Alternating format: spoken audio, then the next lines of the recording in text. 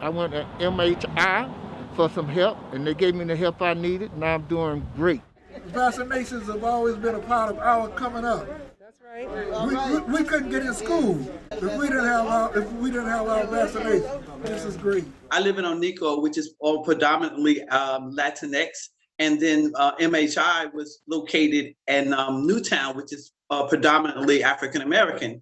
So these were the people that we felt needed to get the resources to them because they were being overlooked. We went from door to door. We went from organizations to organizations. We went under trees. We went on benches.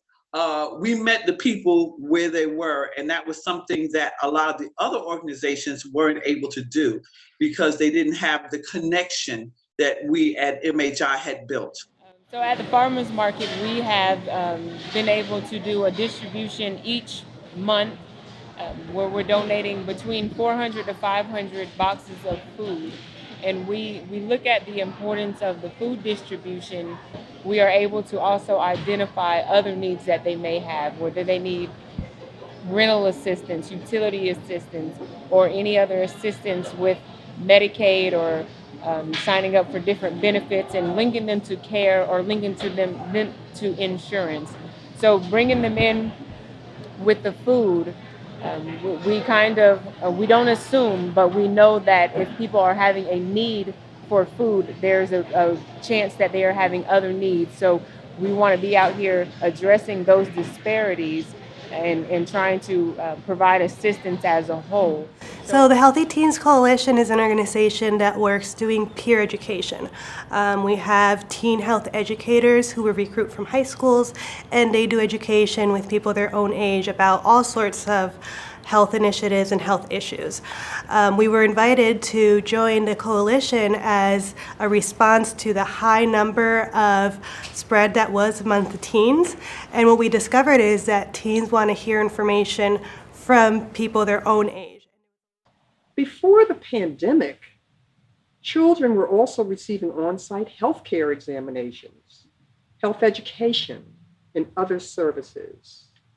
The Multicultural Health Institute was actively involved by interacting with the participants and providing health education.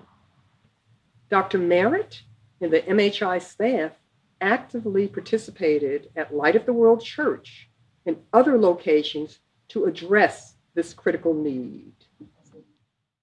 Back in 2015, we started to work with MHI with the Breast Cancer Survivors Outreach and Support Group.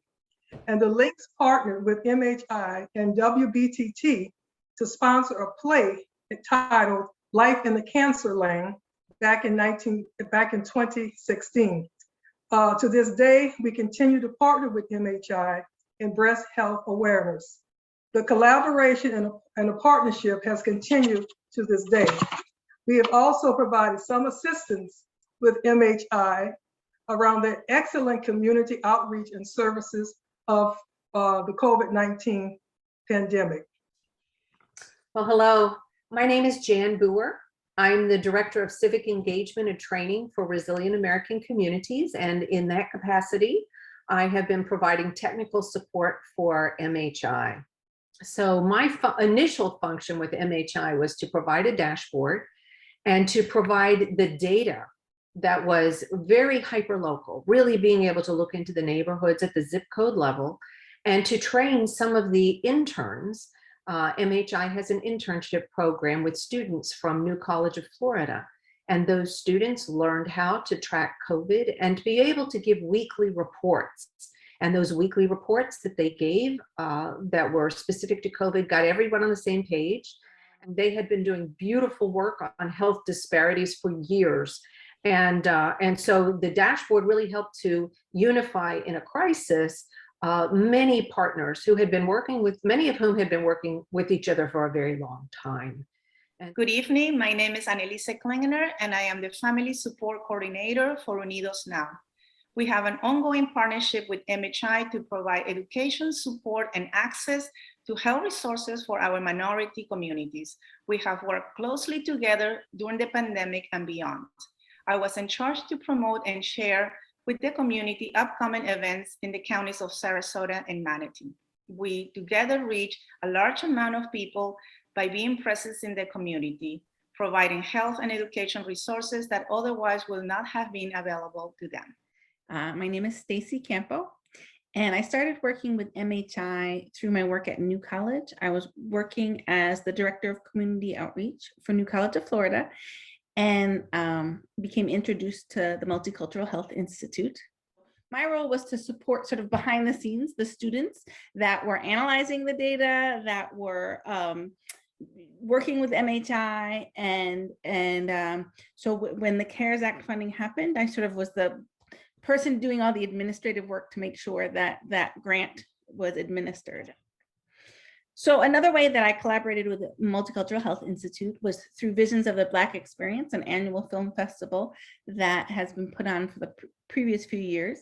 And as part of that, we had a Sarasota and Manatee-wide competition for PSAs. And so local high schools, local colleges, students in film programs from all over the region submitted PSAs around best practices regarding COVID, how to have conversations about COVID, hand washing, getting tested, calling MHI's helpline, all of that. So that was sort of a fun way to engage the artistic community around COVID and prevention. More recently, what we've done is ensure that New College is continuing to support funding student interns at MHI for the next few years as part of our Andrew W. Mellon grant for community outreach. So every year we are supporting 1 to 2 students to continue to do the outreach work, to continue to do the data analysis work, and just support the wonderful work of the Multicultural Health Institute.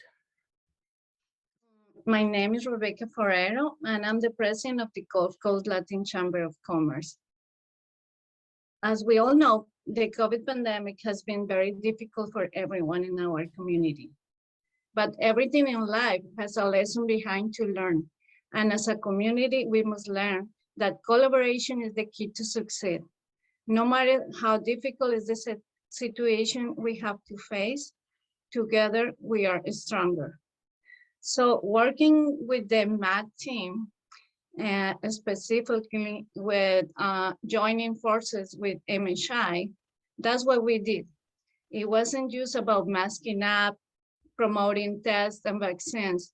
That social distance that we were forced to live with, that was the opportunity for us to understand that tying and creating partnerships was the key to succeed.